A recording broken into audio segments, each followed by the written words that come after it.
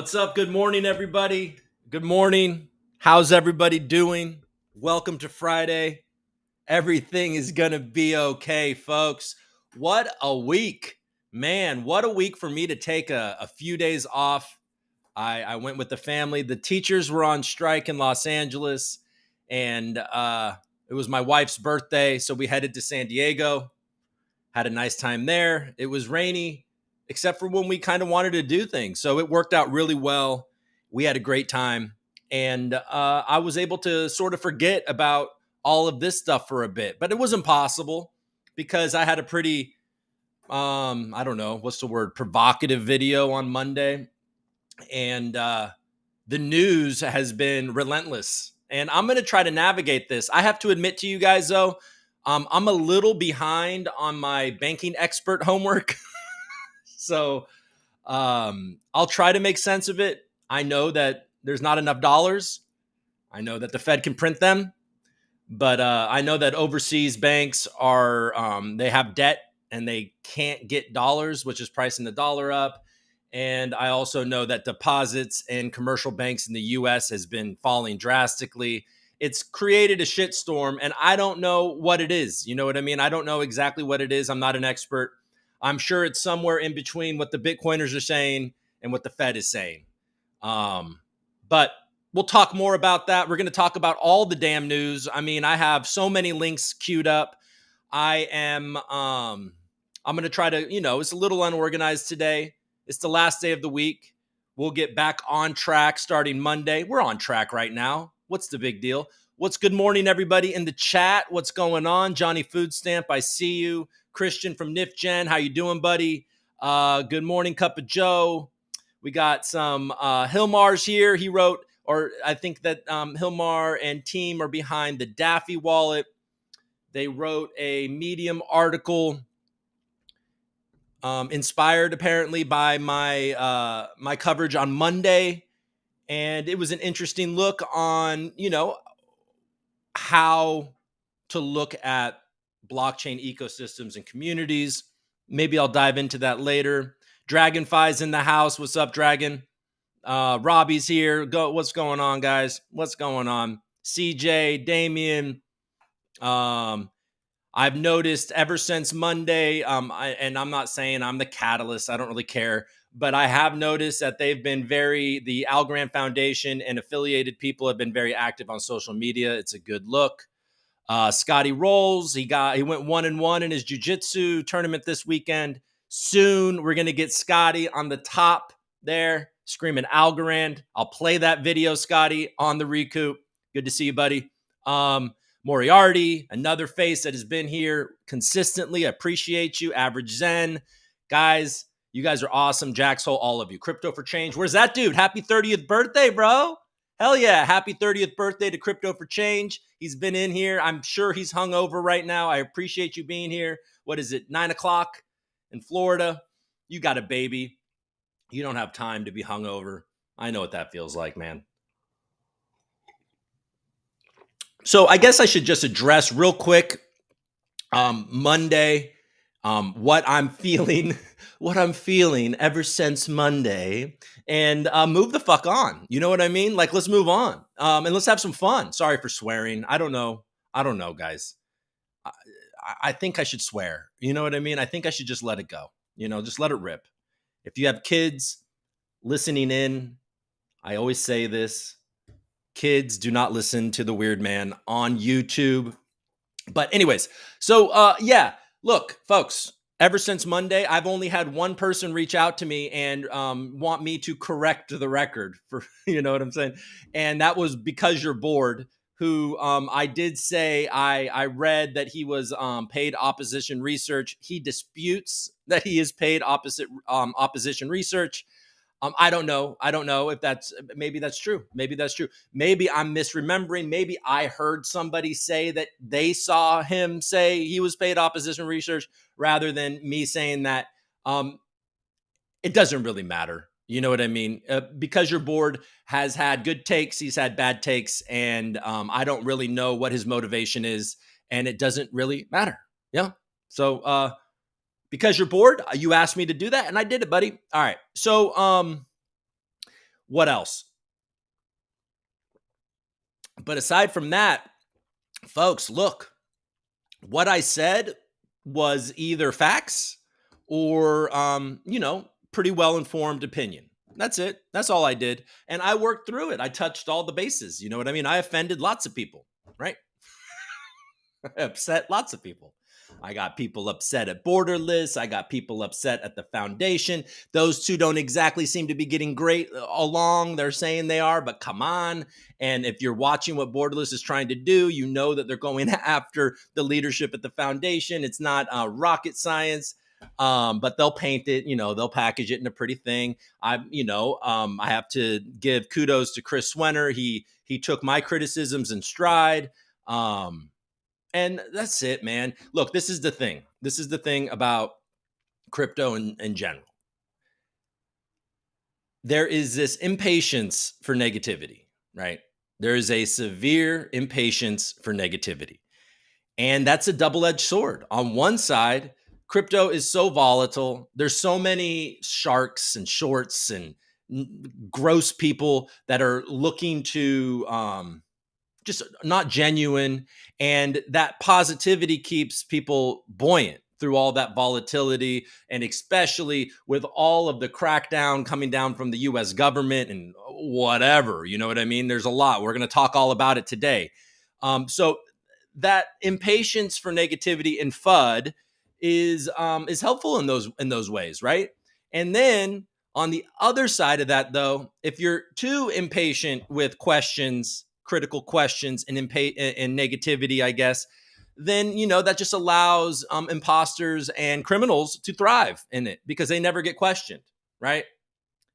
So it's a double-edged sword. But one thing that I certainly don't want to do, one thing I'm certainly not angling to be, is the king of the bears. That's not me. That's not my personality. You will not see me being the king of the bears. King of the bears. The bears. And then, so there's that, right? And then I don't really want to talk much about her, but there is this MetaMask dev named Tay Vano, I think her name is. I blocked her yesterday. Let's go unblock her. I've never blocked anybody before, but she's, look, she's clearly very smart and she's clearly a total asshole. You know what I mean? And so it's like, okay, yeah, great. You're really rude. And like, you're really like, I don't know, every tweet is screaming. She's like the smartest person in the room. She knows everything and everyone's stupid. She is rude as hell to D13. I'm not saying D13 might not have been rude to her, but she has been since the beginning. She came out at the beginning of this. And if you aren't keeping up with this on Twitter, I apologize. I'm going to get through this quickly. But, she came out in the beginning of this calling MyAlgo a bunch of fucks and how stupid they are. And at that point, I was really kind of like, well, I know these MyAlgo people. I've met Michel Dada. I've interviewed him. I know these people to be very, very serious and, accomplished people. It just seemed like if it were so simple and they were so stupid, it had to be more than that, was my position in the beginning. But she's just flailing, right? And then I don't know, was it a couple of days ago after reading through the MyAlgo thing, having a conversation with D13, who's somebody I respect, and I think a lot of us do, and I've been following his coverage, and it seems to be unbiased, and he really wants answers. I appreciate that from D13. I had some questions, and it's like, okay, so I didn't ask her. I just asked the world, like, is this in fact because of Cloudflare? Is this a exploit of Cloudflare and on them? Or and then, she chimed in, and then I said, or was this because of poor security practices and or an inside job? Now, okay, I asked a lot of questions in that tweet, but she really latched on any insinuation that this could be an inside job, and she's going to bat for MyAlgo now. 4 weeks after this happened, and they were the stupidest people in the world, they acknowledge in a vague post that doesn't really answer all the questions, and maybe they're not answering questions because they're trying to catch a criminal. I don't know. But what I'm saying is that I had questions, and then she's like, and then she went off her rocker, really. And she pointed out some things, and it was the last day of my vacation. So I blocked her, but I don't really care. Let's real quick. Let's unblock Tay Vano. What am I doing? What am I doing? Oh, good. Thank God I haven't shared this yet. Let's go here real quick. Where is she? Not that you guys care, but I've never blocked anybody. I'm not going to start now. All right.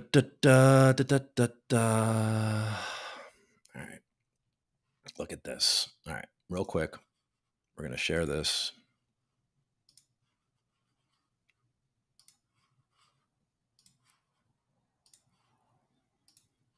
All right, Tay. This is Tay Vano.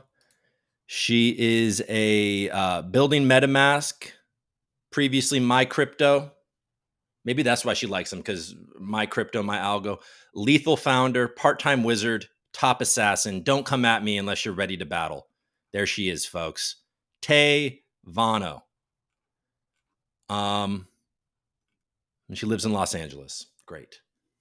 And she's really doesn't think highly of Algorand. and MetaMask, her company, is integrating with Algorand. Okay. So there you go. Tay Vano, you are unblocked and you are also not watching this, but she clearly has an agenda, folks. I mean, why is she so worked up about this? Let's be honest. Come on. Oh yeah, she cares. She's made it evident she doesn't care about Algo, and she says that she doesn't know anybody in Algo. Well, I know that that's not true. And if it isn't, if what I'm saying isn't true, at the very least, I know for a fact that she is friends of a friend that was greatly affected by this. So it's just whatever. What are you doing, Tay Vano? Maybe you're smart. You are smart. But I don't like you. Okay. So that's that. And so just to tie it all up, folks, look, like I said, what I said was true. And whether you think it matters is a whole other question. And that's fine. I don't need to be right here. I mean, I'm right about what I said, but am I right for saying it? I don't know. I just know that these things are talked about all the time, and I'm letting you guys, my audience, into the conversation, right? Because I feel like this conversation just kind of whispering behind the back, complaining behind everybody's face, like all this stuff. No, just say it all out and call it all out. So that's what I'm going to do if it needs to be done. But I'm also not trying to sit here and make this my life or my passion or my focus. Look, MyAlgo needs to figure it out. I'm trying to ask questions and hold them accountable. I'm not accusing them of being criminals, okay? I'm not accusing anybody of being criminals. I have no idea. I'm not a police officer. You know what I'm saying? I'm not an investigator. I'm a guy that's just looking at circumstances and being like, all right, this is all weird. What's going on? Why is this weird? Maybe it is as simple as what Tay Vano is saying, and she's 100% on. I looked, it's definitely possible that is exactly what it is. But you know what she doesn't talk about is what my question was, is it's also possible, right? What she's saying does not eliminate the possibility of my questions. Will we ever find out? I don't know. Does it even matter? I'm not sure. My whole point of all of this was I got really worked up because I was like, a unilateral recovery fund where there was no vote or anything. Look, if they want to put up for a vote some big recovery fund that uses everybody's governance rewards to make everybody whole, then that's what they're going to do, and it's going to win. And how I'm going to feel about that's how I'm going to feel about that. And I have nothing to do with it. It's just, it is what it is. Okay. So moving on, if you guys have questions, I'll answer questions at the end. Are there any questions or comments in here so far? I love you guys, man. Ludo, Everyday Algonaut says, need a new mouse after smashing the like button. What's up, Rumi? Good morning. Rumi, yeah, love Rumi. A lot of weirdness around these days. She posted the details of the hack confirmed by CoinSpect. Yeah, I mean, CoinSpect came out and they had some stuff, but there was a lot of let's just see what Halborn and whatever it's called and everybody else says. And it is what it is. It is what it is. Look, full disclosure, I mean, I've had, having conversations with people that know what they're talking about and they have questions. Okay. And so I want to get those questions answered. And look, I mean, maybe we can have D13 on the show again and he can kind of break down. He's somebody with more credibility on the tech side. Like, I'm not going to sit here and get in a tech argument with anybody. I'm not trying to argue about this stuff, really. So maybe we can get D13 on the show sometime next week. Maybe when there's more details out there and he can kind of break through, cut through all the noise and help us kind of understand where the questions still remain. I think we know that D13 actually has skin in the game here in Algorand. And I think he's shown that he cares about this ecosystem. So that's somebody that I'm at least, I respect and I want to hear his viewpoints on. And yeah, that's that. That's that. Okay, cool. So, okay, let's just get back to the show as it was, right? Like let's do some things. To this morning, we should follow up on this because I know spot trading on Binance was down last I looked. Bitcoin took a little dive during that, but let's just look at coin market cap real quick, see where the markets are. I haven't looked much at that. Hope everybody's doing all right. Excited that it's Friday. Let's do this. All right, let's refresh. Cool. Okay, yeah, so Bitcoin's working its way back up to 28 after crashing a bit when spot trading went down. Ethereum's under 18, and then yeah, here we go. Everything's pretty sideways to even.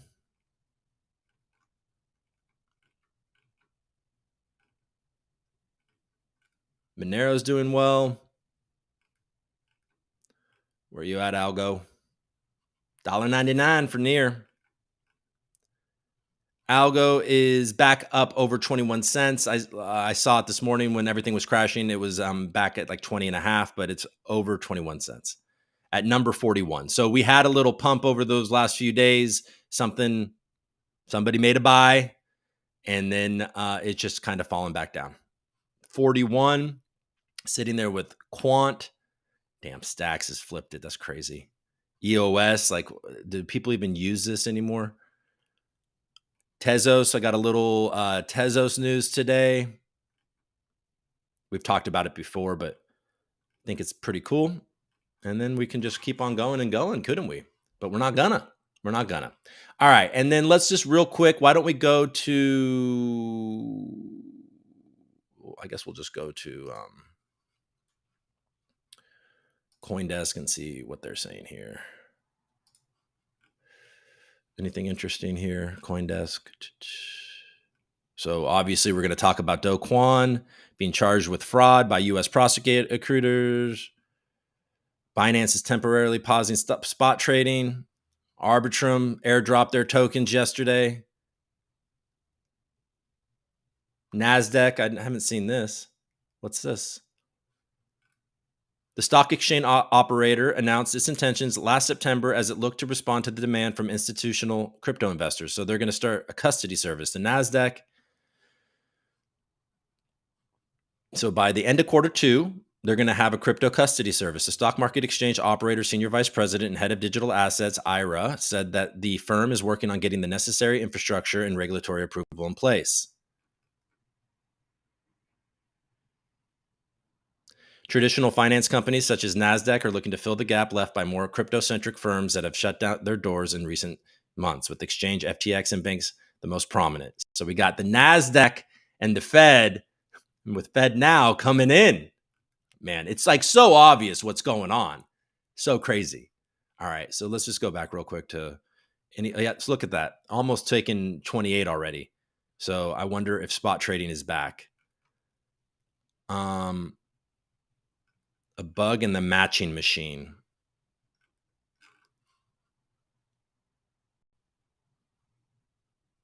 Okay.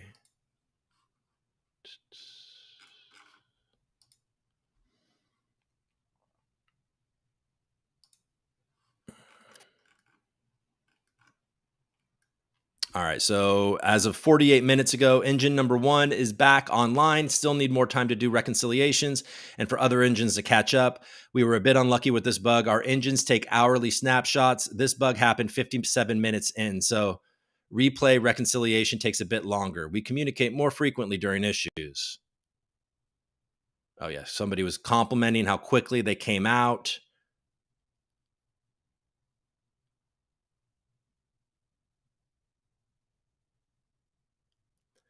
So CZ retweeted his own tweet saying, when the biggest exchange halts trading, prices won't move much. If it moves on smaller exchanges, when Binance comes back, our deeper order book will bring the price back, causing those guys to lose money. Traders know this. Okay, I'm not going to read through his entire timeline, but there you go. So it's still down. I just want to see something really quick. Bear with me for a second. Okay.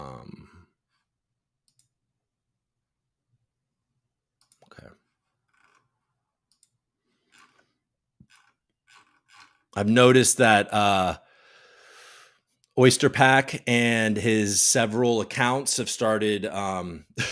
He's upset at me. Oyster Pack does not like what I've been saying, and he has like 5 accounts that just keep on liking his posts. All right, and so now let's just work through it. So if you've been following my show outside of some of this Algorand stuff, I've been talking a lot about that Nick Carter article from a couple of months ago about Operation Choke Point 2.0. We've talked about on January 3rd that announcement from the the comptroller and the FDIC, whatever, the whole team, the Fed. They come out and they're basically trying to unbank crypto, and they're pretty successfully doing it. And there's just a lot of theories on what's going on, and there can potentially be some criminal charges against the Biden administration or whoever when it comes to signature and basically closing down a bank that wasn't liquid. You know what I mean? Like it was able to keep on going, and they closed it down because of data, not sufficient data, which is fine, but they just wrecked all of their stockholders for what? You know what I mean? And then they said, then there was a rumor that anybody buying Signature couldn't continue their crypto business. But then they came out and denied that. And then once New York Community Bank bought Signature, they're no longer keeping the crypto business. They're full of shit. And that's just what it is. So let's dive in a little bit. Nick Carter wrote a new article. There's some stuff like let's talk about this real quick. There was also Avalanche went down for a bit. There's a lot of stuff that we can talk about here. Block, what Hindenburg or whatever came after Block and said that Cash App is, facilitating criminals. That Balaji guy saying that Bitcoin's going to hit 1 million. There's a ton. Coinbase, obviously, Justin Sun, Lindsay Lohan. I mean, guys, the news is insane. And you can also see the hit. And we also, everybody knows, right? Like the next shoe to drop after Justin Sun, we all know what's going to happen. Do we know what that's going to do to price? We definitely don't know. But we know that the SEC is going to go after Binance. We all know. And so it puts us in a weird place. But okay. The problem with this is, you know what? Before we go into this Nick Carter stuff, because that's such a long thing, let's talk about Coinbase. And let's just look real quick at Coinbase.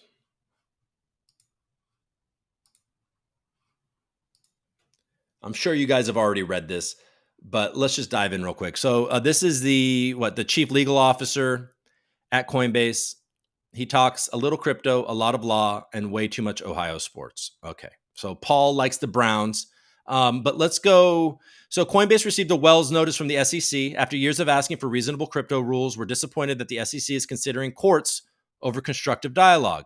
But if courts are required, so be it. Am I showing you guys this? Yeah. Over the past 9 months, Coinbase has met with the SEC more than 30 times, sharing details of our business to build a path to registration.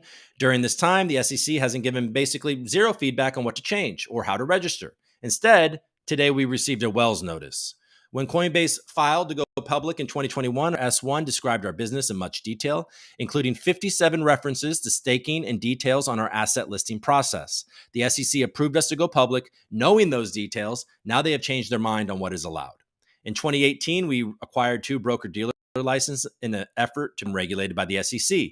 These licenses are currently dormant, and we have been unable to activate them with the SEC for digital asset securities. Last July, we filed a petition with the SEC calling for more regulatory clarity. We have yet to receive a response to our petition. For comparison, over many years, we have been able to successfully become a licensed and regulated crypto business in a number of other jurisdictions around the world, including Singapore, Ireland, Australia, and Germany. We've also been able to successfully become regulated by another U.S. federal regulator, obtaining our DCM and our DCO license from the CFTC, and by many U.S. state regulators. The SEC remains a sole outlier here. We don't list securities. Of the thousands plus crypto assets Coinbase has reviewed over the years, only 240 of those have met our standards to list on our platform.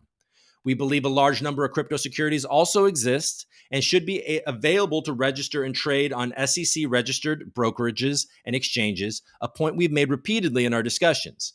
The truth is that today, there is no clear rule book from the SEC on crypto, and efforts to engage with the SEC are met with silence or enforcement actions. They have not followed a good faith rulemaking process within an industry as required under the APA.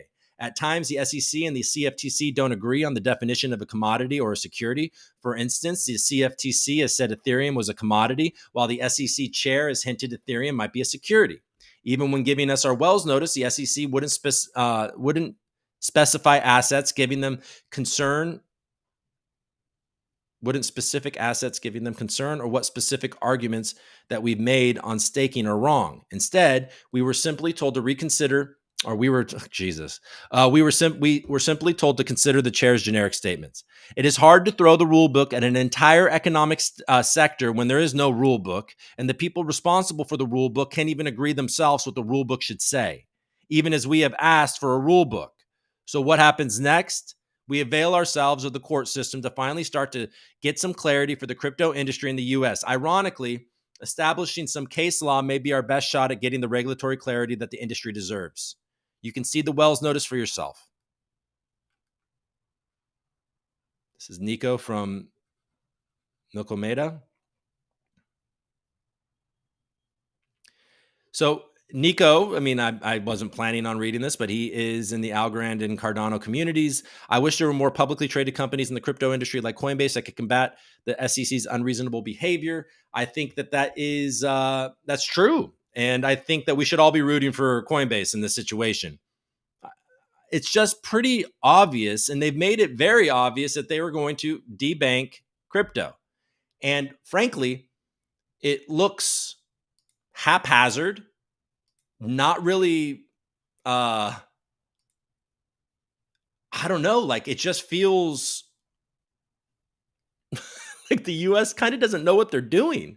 And they're just trying to throw everything. And it's like nobody cares anymore. It's wild. But then on the other end of it, if you're somebody that's reasonable and wanting this to succeed and navigate this well, it does feel like we're at the mercy of CZ and Justin Sun at this point. Like, it's like you have to choose almost. It's like the US is forcing this choice between them and, trusting CZ, which I don't trust either of these people. And like you read things like, in order to work on crypto regulations in the US right now, you have to be completely uninvested in crypto. So basically what they're saying is that you have to, maybe you know something about it, but you have to at least not believe in it enough to have put money into it in order to regulate it. Wouldn't you want people that actually know to regulate it? I mean, we all know that Gary owns Bitcoin. But I don't know. It's a total mess. That's all I do know. Sorry, guys. I'm just trying to navigate all this stuff. I know that I'm a bit all over the place. What did I have? Is there anything interesting here? Yeah, Deutsche Bank in Germany is struggling this morning. All right, that's not interesting though. Okay, so we did that. I mean, it is interesting, but it's not what we're to come start a global. Okay, we're gonna get to that. Speaking of CZ and Binance, CNBC is starting the. You can tell that the bat signal has been sent. I expect whatever they're going to do to Binance, that shoe to drop anytime. I've said on the show before that $1 billion worth of BUSD into markets was a big FU to United States regulators. I am continuously baffled that when people talk about Bitcoin's price jump, they almost never mention that $1 billion from BUSD. Is a crazy thing to leave out. And even if they do include it, it's like a side note. Oh, also there was this. Like CZ knows what he's doing, and that is a lot to do with what this price is doing. And then I don't know what Justin Sun's going to do, but we're going to have to look at that as well. But anyways, so here we go. This article: crypto is banned in China, but Binance employees and support volunteers tell people how to bypass the ban. So that's going to be probably part of what they say about Binance in the U.S. Of course, there is Binance U.S., but everybody knows that their Binance is very easily, VPNs. You can easily use Binance International with a VPN. And this what this article is about, but it's about China. Binance founder CZ has touted the exchange, know your customer systems, known as KYC, $1 billion effort, yada, yada. They're supposed to stop customers that aren't supposed to be on the platform, including residents of China. But customers in China and around the world regularly subvert Binance's controls to hide their country of residence or origin. Messages in the Chinese language chat room show. Some of the techniques that employees and volunteers have shared involve forging bank documents or offering false addresses. Others involve simple manipulation of Binance's systems. Experts in financial regulation shared concern that Binance's know your customer and anti-money laundering efforts can be so easily thwarted. So you look at that right there, folks. Experts in financial regulation share concern that Binance's know your customer and anti-money laundering efforts can be so easily thwarted. So what they're going to do, and what this article is going to do, is going to prove the point that they're going to prove the point that Binance knowingly helps people thwart their KYC, which would make them liable for any of the money laundering that is happening on their platform.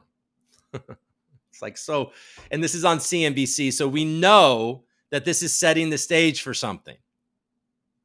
Binance is the world's largest crypto exchange by volume. Okay, we know that. $1 billion effort in KYC.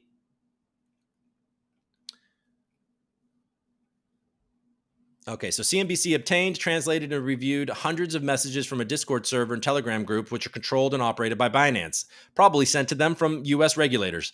More than 220,000 users were registered across both groups, which were freely accessible to anyone who registered and joined. Until late March, there were no controls on access, which is how CNBC was able to review messages. The messages CNBC reviewed came from accounts identified as Binance employees or Binance-trained volunteers known as angels. In these messages, they share techniques that can be used to evade Binance KYC, residency, and verification systems. Some of the techniques that employees and volunteers have shared involve forging bank documents or offering false addresses. Others involve simple manipulation. Employees, volunteers, and customers also shared video guides and documents that showed mainland residents how to falsify their country of residence in order to obtain Binance's debit card, which would effectively turn their Binance crypto into a conventional checking account. Whatever the method, Binance's Chinese users take on significant risk. In China, crypto exchanges have been outlawed, yada, yada. So there you go.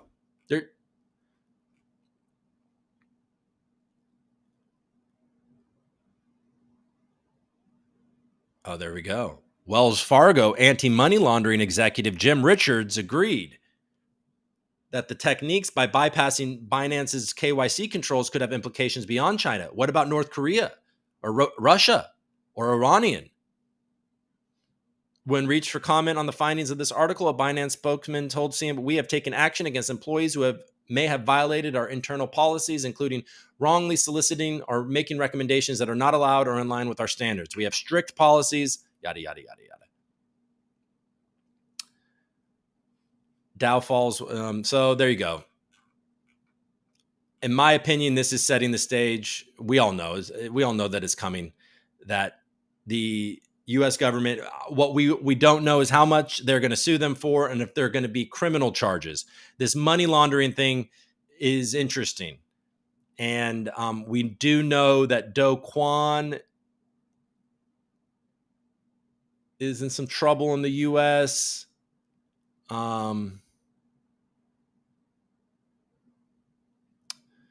Here, let's just look at this crap right here too while we're here. The SEC case against crypto mogul Sun stirs questions over Huobi. China-born Justin Sun accused of fraud over the TRX token. Like, this isn't a surprise. We all know that this guy is playing games. TRX is a significant part of reserves at Huobi crypto exchange. The TRX token at the center of fraud charges against digital asset Justin Sun. It accuses him of flouting security rules and wash trading, and he says it lacks merit. I think in Chinese, he tweeted something about we're going to pump the markets.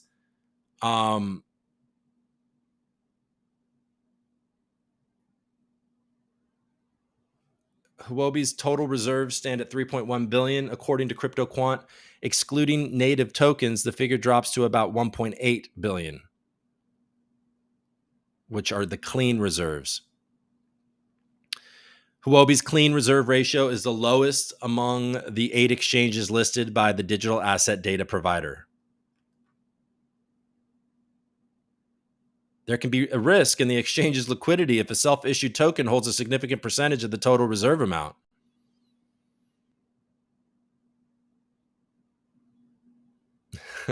When asked about the concentration of HT and TRX in his asset reserve, Huobi said it was strong and healthy and had a healthy reserve pool in place. Yeah, sure you do. So 18% Tron. So yeah, look, over 40% are in their token and Tron, and 9% in other.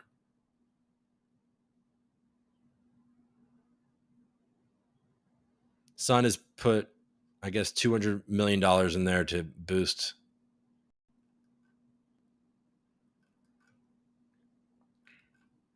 He owns, I guess, 60%.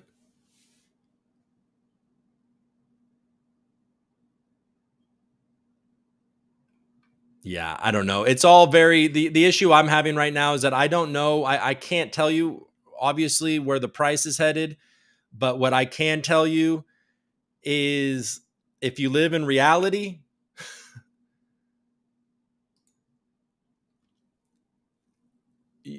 you're seeing right now that, look, the price is being manipulated from that $1 billion of BUSD.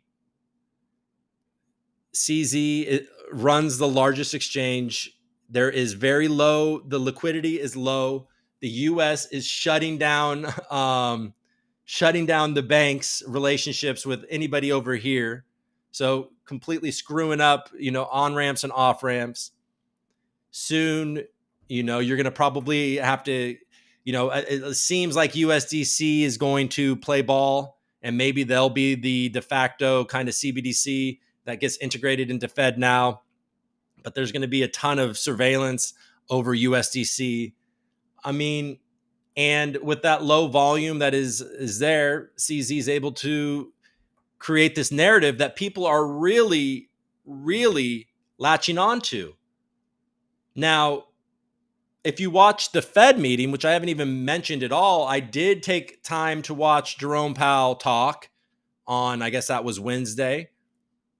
And essentially what the Fed said was this.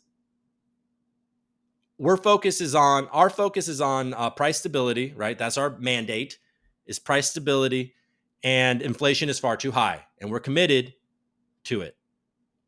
And he basically said about the banks are fine. And there's been some weird things. Silicon Valley Bank was poorly managed, and some of this other stuff, it just doesn't seem systemic at all. If I were guessing, I think he looks at Signature probably and thinks, well, that was unnecessary. Maybe, I don't know. Maybe I'm giving him too much credit. But all I'm saying is that he basically was like, we're going to stick to this. But then now we got this problem in Germany. You have this Balaji guy who was a former, is that how you say it? Balaji? I don't know. Balaji. He's saying that in 90 days, the US dollar is going to hyperinflate and Bitcoin is going to hit $1 million. Now, I don't think does anybody actually think that Bitcoin will be $1 million, or do we all just sort of realize that guy owns a ton of Bitcoin? So any positive momentum is a massive win for him. But let's look at this. We can look at this real quick. Balaji. There you go. It's happening now. It'll be fast. Buy Bitcoin. Get your coins off exchange. Definitely FOMO. I mean, send the bit signal. But this guy's a serious dude. Almost 1 million followers. Former CTO of Coinbase. Let's see what he's saying. This is probably somebody I should follow.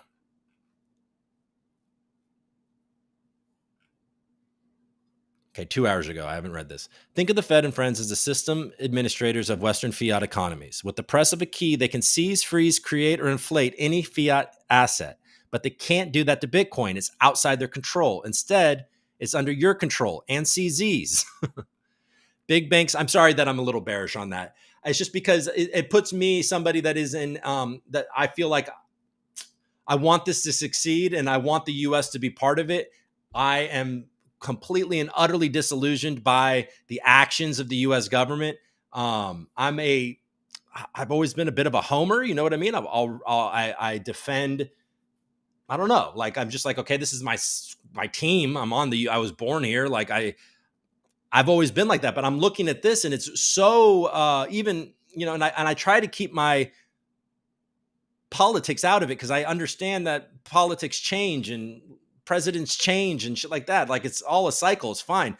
But this is just so concerted. And obviously I have skin in the game here, and it's just so haphazard and seems like it's on a mission to put the US back on its heels on innovation, where it seems to me that they think what these old people in the US government think, who really, we're going to have these ancient donkeys deciding what technology can succeed. But it seems like what they think is that if they can isolate the US from crypto markets and everything, then it'll become the US versus like China and CZ and Russia. And then that whole industry will sort of shrivel and die because it'll just be amongst themselves if they can isolate the US out of it, and they can literally kill it. But technology doesn't work like that. You're going to have a ton of people, a ton of talent leave the country for London. London's already being like, hey, we're awesome. We can do this better. We'll actually give you guidance. Come to us. And you don't think people in the West are going to be like, sure, I'll go to England. But it doesn't matter. I don't care if people leave the country. Bye. Go have fun wherever you want to live. But it does start to matter when it's actual talent and innovators and people that can actually bring value and that keep the US at the top of this thing, right? Maybe it's not as grave as I'm making it out to be, but it feels stupid. Big banks or Bitcoin?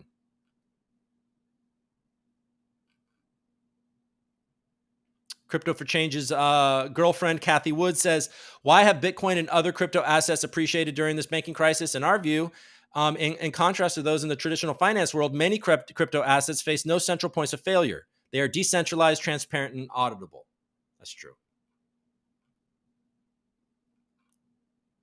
Okay. So they're calling, all of this backstopping of these banks QE, and I guess on some level it is. That's partly where I have to admit that my expertise when it comes to banking and how all of that works, how they're backstopping it, if that's technically QE, that's I'm a little out of my depth on that line. I'm going to continue to study it. I want to become more informed, I guess, on banking. I do own Bitcoin, and I really wanted to buy it at 19. I might go back to that. Who knows? But look at that.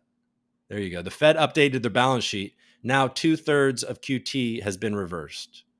So boop, boop, boop, boop, doot, doot. I mean, I think a lot of this is loans that have to be paid back. But again, I'm out of my depth. So I'm going to stop talking about it. All right. So Balaji thinks I didn't even get to his article about the $1 million.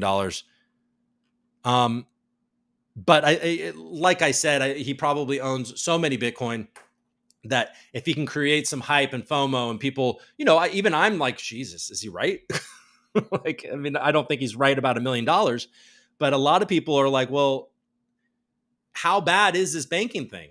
Because if you listen to the Fed, it's not so bad at all. And it's contained, and the banking industry is strong, and they're going to continue to tighten.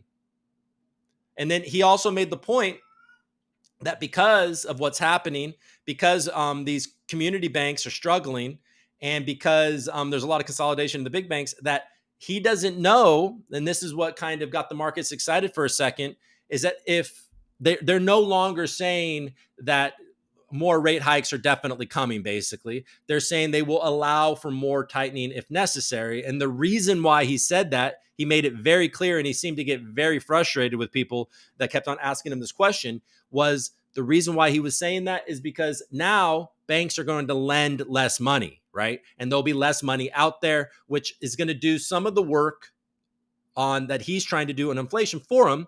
And it would be inappropriate to indicate that they will continue to raise hikes even if that does that. And if, credit does tighten like that, there's a credit crunch. Now, he has to allow for the fact that maybe this isn't systemic at all and credit is not going to tighten, and then they will have to appropriately raise interest rates. So unequivocally, as I'm trying to make sense of something that of a lot of different facts, it's a mess. And we're seeing it happen overseas. They owe a lot of dollars. They have a lot of debt, these banks. And apparently, it's hard to get a hold of these dollars right now. So make of that what you will. All right. I don't feel like I really covered this very well, and I apologize for that. There's this. This is a...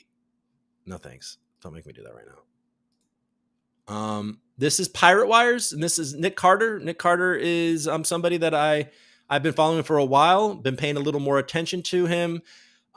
Recently, he seems like he's a smart guy. And Operation Choke Point 2.0, he's been talking about it.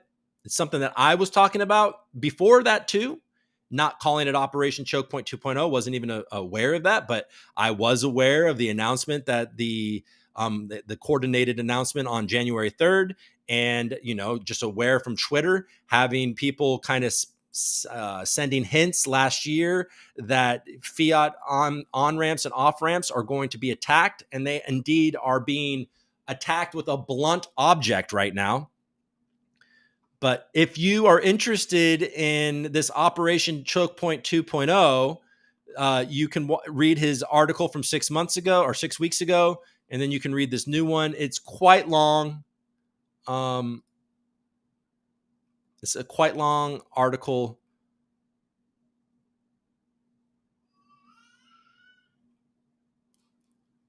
Okay, so I'll go through this just as a good recap of what's happened.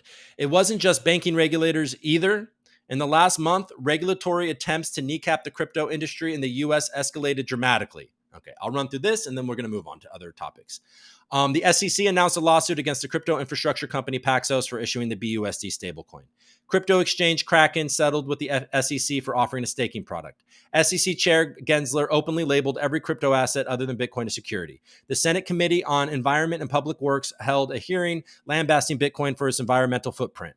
The Biden administration proposed a bill that singles out crypto miners for onerous tax treatment.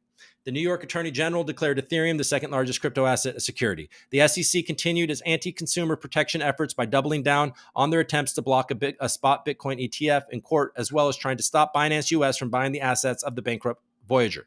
The OCC let crypto bank, I didn't know about this, Protigo application for a national trust charter expire without approval. And there's also this Custodia Bank that they denied, which Custodia was supposed to be a bank that held assets one-to-one, and their business model was revolved around fees. Why you would deny that is beyond me. You could say that it's a threat to banking, the traditional banking, which is obviously a disaster. So I guess, but wouldn't a bank that has to rely on fees be very easy to compete with? Maybe these fractional banks could tighten the screws and offer some yield and make people want to use them rather than not allowing in a free market something that probably just would benefit the crypto industry. Like we saw that USDC had the reserves and they were able to make everybody whole. And the only risk that they had was using US banks. The SEC sent Coinbase a Wells notice indicating its intent to bring enforcement actions against them for a variety of their business lines, unregistered securities, staking, all of the things. So most worryingly, though, the situation for existing crypto-facing banks has gone from precarious to critical. In January, we already knew that banks were effectively barred from issuing stablecoins on a public blockchain, from holding crypto assets directly, and were heavily discouraged from servicing crypto clients. We know now that regulators had verbally guided crypto-friendly banks in November to reduce their exposure to crypto firms to 15% of deposits, even though this was never made explicit in written policy, blah, blah, blah. And any bank that would against them, you're obviously going to get a lot of heat, a lot of paperwork, a lot of knocks on the door, yada, yada. They're going to make your life miserable if you deal in crypto. Anyways, enough. And then we all know, we've all talked about it, that it was the Treasury bonds and the jump in interest rates, and all these banks, a lot of these banks are holding these long-term bonds and treasuries and all that shit with a very low interest rate when interest rates are much higher right now. So on the market, if they sell them, they're going to have to take a huge hit. And that's what happened to Silvergate. Moving on. Oh, man. Okay, so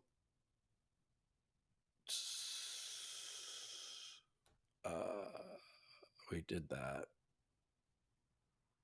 The Economist had a pretty interesting article, but we're not going to talk about that. Okay, let's talk about California, my home state. Bitcoin's already back up to 28,000.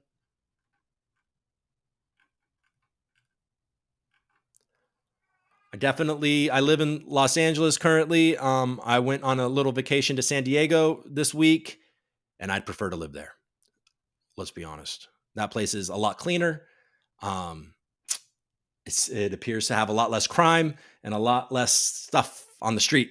So San Diego is definitely going to be something that my wife keeps on hearing about. Like, what are we doing in this stupid city? Fine, we can stay in California, but can we just go south a little bit? It's nicer down there. All right. But okay, so we've talked about this before. The DMV tokenization project on Tezos is pretty interesting. But am I sharing you? Oh, sorry, guys. So yeah, we've talked about this before. I guess you heard my words, so I don't need to respond myself. Repeat.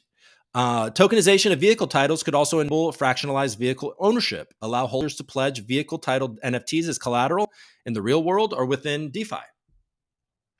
And it could increase liquidity on vehicle marketplaces. Like, oh, guys, hey, guess what? There's actual solutions. Bank of America says the project may cut the process of issuing and transferring vehicle titles from weeks to minutes, allow for more secure ownership transfer through smart contract-enabled escrow accounts, decrease fraudulent activity, and encourage automation to lower costs. Pretty cool, right? I think it's cool. Atomic title transfers, fractionalized ownership, being able to use your car title in DeFi as collateral. Man, I think it's cool. And it's all on a private iteration of the Tezos blockchain. So, I have to say, I have to give kudos. I don't always give kudos to California, to be honest. I don't. It is my home state. I told you I'm a homer, so I don't hate it. I was born here. But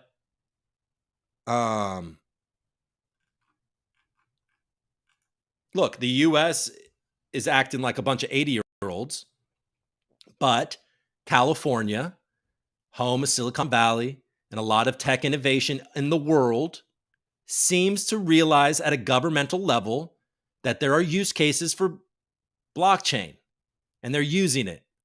So good job, California, whatever. So that's cool. I like that. All right, Avalanche. Let's look at what happened to Avalanche real quick.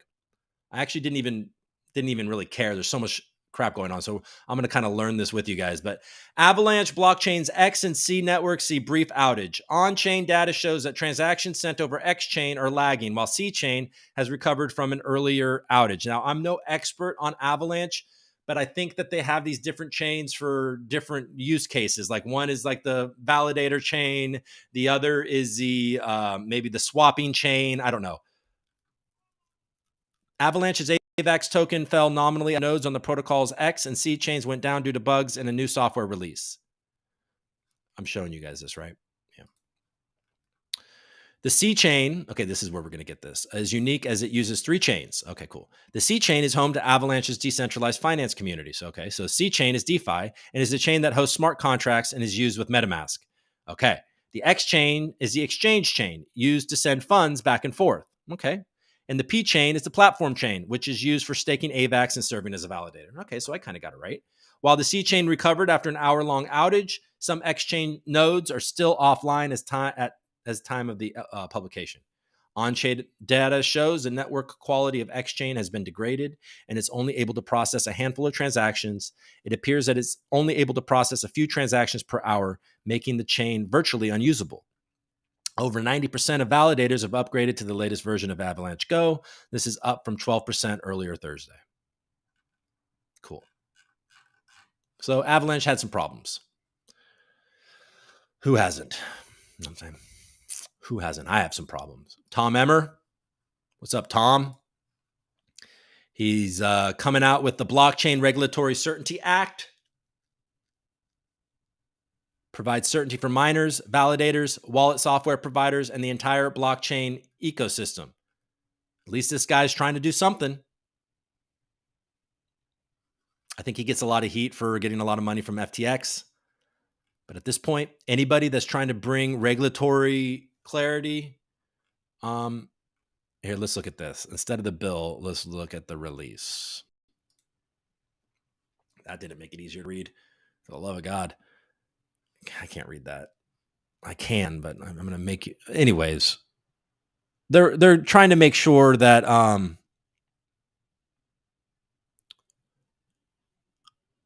like validators and stuff like that and consensus mechanisms aren't like money transmitters and stuff like that. So let's protect the actual infrastructure. But I'm not going to read that. You'll just be looking at me squint, and who wants to see that?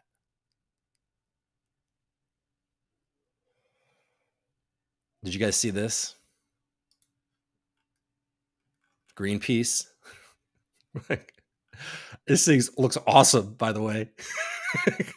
Some climate activists think Bitcoin is just fake internet money they can safely ignore. The truth, Bitcoin is causing dangerous amounts of real-world pollution from its ravenous consumption of fossil fuels, all due to its outdated code. Change the code. So this is Greenpeace has a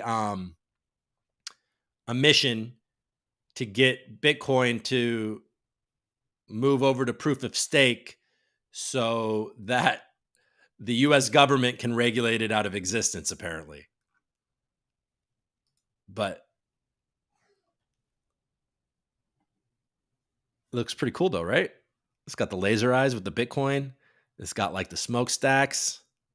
It's got a bunch of people, like radioactive people, but kind of look like astronauts. I don't know. This thing's pretty awesome. I kind of want this on a shirt. And by the way, if you watch my show closely, you do know that I am a big proponent of renewable energy and think that that's a national security issue.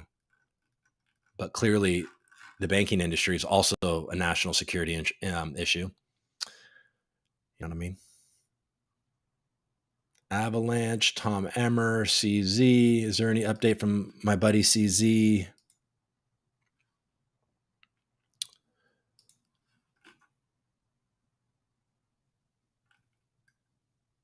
Okay, 16 minutes ago, trailing stops will be disabled for the time being. Existing trailing stops will be canceled.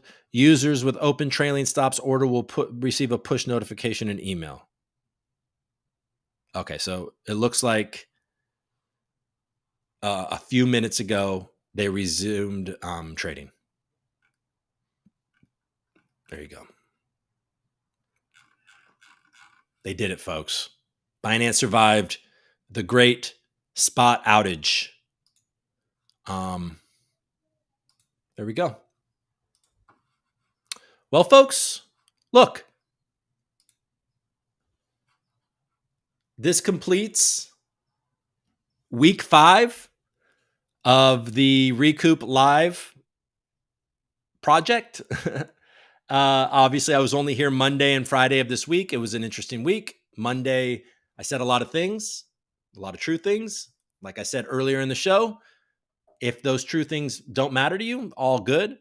I'm not angling to be the king of bears. You know what I mean? I'm angling to just ask the questions that make people, it's unfortunate, to be honest, for me, because one of the great things that I like about this gig, and I've liked about this gig, is my ability to travel and go to these different conferences and meet all of you in person and get on stages and learn from smart people, meet intelligent people, have a good time, get in different cities. I have a bunch of kids. It's nice to get out and travel a bit. And by me coming out and calling out the Algorand Foundation, that severely, pretty much wrecks that. Now, for the time being, that doesn't mean that it's always going to be that way. But I'm just saying that, look, I made the decision to call out all the things, like I said earlier, that people are talking about anyway. All right. You're seeing now Borderless Capital make a play to kind of oust the leadership at the foundation. And they're creating an alliance within the Algorand community to make this happen. My position on Monday is a lot of these people that have been in the Algorand ecosystem from the beginning are probably holding the Algorand ecosystem back. I don't know. Look, obviously, this a rule from Borderless Capital seems like a very smart, cool guy, and potentially their intentions are pure, and it's going to be a successful thing. We'll see. I'll continue to watch. I'll continue to participate where I'm wanted, and or where I'm not wanted. Frankly, I'll ask the questions, and I'm hoping that I can continue to be this way. I'm going to be this way, but I'm just saying, I'm hoping that it continues to be a positive thing. I want to be positively asking hard questions so we get real answers. That's it. But I also don't want to sit here and dwell on it. It is what it is. Rule is smart. That's why he paid. Says a rule is smart. That's why he paid over $200,000 for a goanna. Okay, Mel, you rewatch the video. Hey, Jorge, what's going on, man? Pyrenees Pack. I got my golden pixel pup as my profile picture on Twitter. Win nuclear for sure. Dan's got it.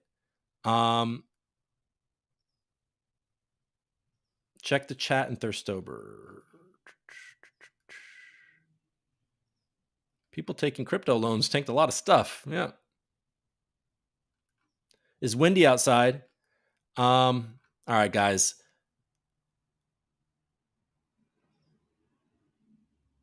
Yeah. Yeah. I'm agreeing with a lot of the governors. U.S. government doesn't know what it's doing. Shocking. Big if true. Ryan's in the house. What's up? Algodar is marked by Para as suspicious. The main issue is probably when you put the money into it, you can take it out only with 5% fee. And they did not create anything else than the staking. Yeah, Algo DAO like disappeared and then now they're back. I don't really know. I read recently that Bilal is no longer an Algorand ambassador. I'm pretty sure that the watching the Algorand community chewed him up and the foundation spit him out. You know what I mean? To me, it's hard to see somebody like him just kind of unceremoniously get discarded. I mean, he's been a presence since the beginning of me being here. He was here before I was. He was here before anybody really was. I think he was considered the first Algorand ambassador. I mean, look, is he guilty of having a big ego and being defensive? Yeah. Is he guilty of trying to bring some use case to his weird fame token? A weird fame token? Why am I even judging it? It was just a fame token. And he was trying to kind of create utility for it for, I don't know what his overall pure intentions were, but look, the dude was committed to Algorand for many years. He showed up every Sunday, did an Algo fam Twitter space, and he kept the community together like that. And it was largely to do with him showing up every week and getting people on there, asking questions, always being positive, always being supportive, always doing all the things, right? And you just kind of don't care, I don't know. So shout out to Bilal for all of his years of dedication to Algorand and what appears to be his continued dedication to farmers in Africa. I don't really see the reason to destroy that guy. I guess that's it, folks. Look, it's enough. It's enough. I've said all of it. You guys have heard it. It's enough. I'll continue to ask questions if it's necessary, but let's get back on track. Let me find some other exciting things to talk about. I'm still excited about Algorand. Algo Kit is coming. I'm concerned about all of these security designations and what that's going to mean for all of these things. I have concerns. I have some ideas on things that I believe will be immune to that. I'm hoping Algorand is included in that. And hopefully this isn't going to be as bad as it appears from the U.S. regulators. And let's all see when that shoe drops of Binance. And let's see what that does to the industry. And I feel like once that happens, we can really start to discuss how this goes forward. And does that mean that Bitcoin might not just go parabolic on its own? No, it does not mean that. It could happen.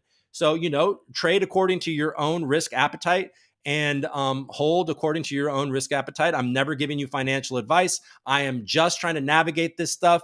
And, today I think was evidence that I have some things to learn, and I'm going to continue to dive in and hopefully bring value to you guys. I appreciate you guys. I'll be here every day next week and every week moving forward until I'm not, and then I'll probably take another vacation and then I'll be back after that. All right. All right, guys. Thank you for watching. Have a wonderful rest of your week, or have a wonderful weekend. I appreciate the Cooper Troopers. And if there's nothing else, let's say I think Bilal made the choice to drop it. Foundation wouldn't have selected him as a champion if they were concerned about the drama. The drama preceded his selection as a community champion. Yeah, I think that he probably I think that if I know anything, people were a little he has a tendency to be I don't know, defensive or something. Let's just not. I don't care anymore. I think Algorand escapes that as a non-delegated stake. That's something that I've brought up in the past, Mel. Is that I think it's really it was really smart, pure proof of stake, where participating in consensus, you do not earn any yield, which is fantastic. So I think you're right there. Now, they could obviously bring up things like the Algorand Foundation and stuff like that, but those are separate entities overseas, yada yada. So I'm certainly not rooting for that. I want Algorand to not be a security and not have everything fall apart. And I think that that's going to be the case. I'm hoping. All right, guys, I appreciate you.